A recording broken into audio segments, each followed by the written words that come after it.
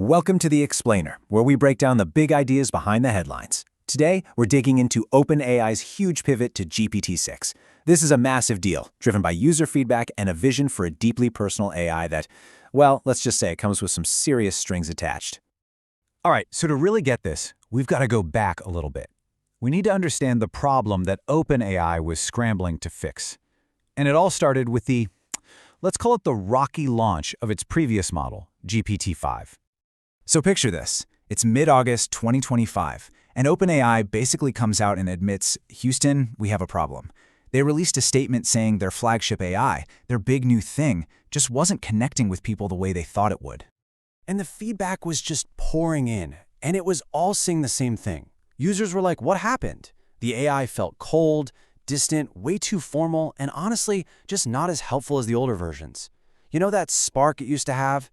The magic? It felt like it was gone. So what does OpenAI do? They don't mess around. Literally just a few weeks after admitting GPT-5 was a bit of a dud, CEO Sam Altman is already on stage announcing its successor. He promised a model that would be fundamentally different, one designed from the ground up to be your own personal AI. And this is a massive shift in strategy, right? They're completely moving away from that cold, one-size-fits-all model of GPT-5. The new goal for GPT-6 is to create something that feels warm, that's personalized just for you, and is truly adaptive. An AI that doesn't just react to you, but actually anticipates what you need.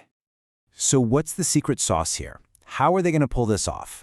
Well, according to Altman, it all comes down to one single, incredibly powerful concept: memory.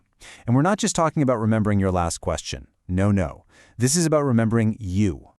And look, on the surface, this process sounds pretty amazing, right? You just talk to it, it starts learning your style, your interests, your little quirks, and it saves all that information to make future conversations better.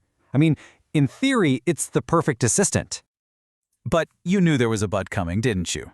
This incredible new feature, it doesn't come for free.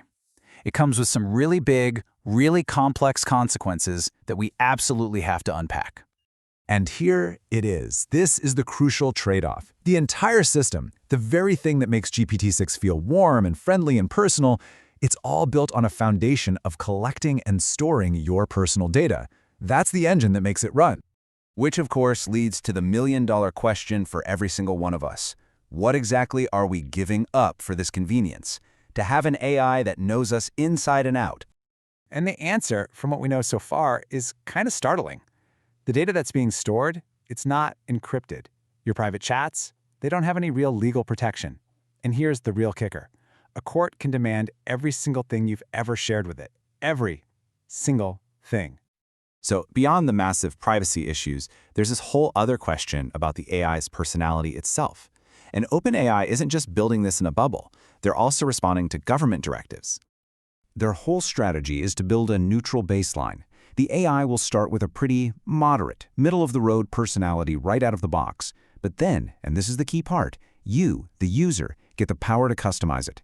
You can tweak its ideology to match your own preferences. But this intense focus on personalization and memory, that's not the end goal. Not even close.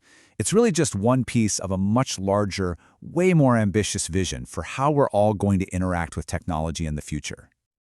See, Altman sees this clear, straight line of progression. First, we had to type at our computers. Then, we started talking to our devices. So what's the next logical step in his mind? The neural interface. A future where you don't type or talk, you just think a question, and you get an answer. And I know this sounds like something straight out of science fiction, but this isn't just a dream. It's a real business strategy. OpenAI is putting its money where its mouth is, actively investing in Merge Labs, a company building the exact brain-computer interface tech to make this a reality. Okay, let's take a breath, because we've covered a ton of ground here. We've seen the problem with GPT-5's cold shoulder, the solution that GPT-6's memory offers, and the profound, almost dizzying implications this has for our privacy and our future. When you boil it all down, it comes to this fundamental trade-off. We want an AI that offers us this incredible convenience, this amazing personalization. But for it to know us, it has to remember everything about us, and right now, that memory is completely exposed. And that leaves us with this final, provocative thought.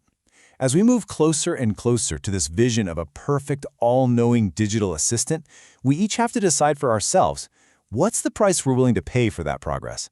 How much of your private life is actually for sale?